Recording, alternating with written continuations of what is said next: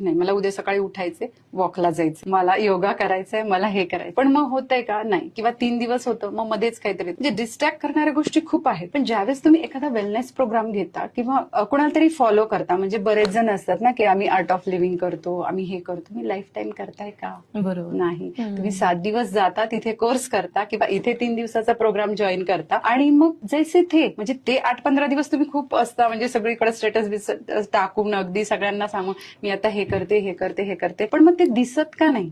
मग तुमचं वजन का कमी होत नाही? तुमचा चेहरा का हॅपी दिसत नाही? तुम्हाला का दवाखान्यात जावं लागतं? कारण तुम्ही ते करत नाही कंटिन्युअस. सो त्याच्यासाठी तुम्हाला ही गरज, म्हणजे वेलनेसचं तुम्ही जे विचारलं की गरज आहे का, तर खरंच गरज आहे. कारण धावपळ तुमची एवढी होती, तुम्ही आरडाओरडा, म्हणजे घरात मुलगा ओरडतोय आणि तुम्ही ए आरडाओरडा थांबव, तूच किती आरडाओरडा करते.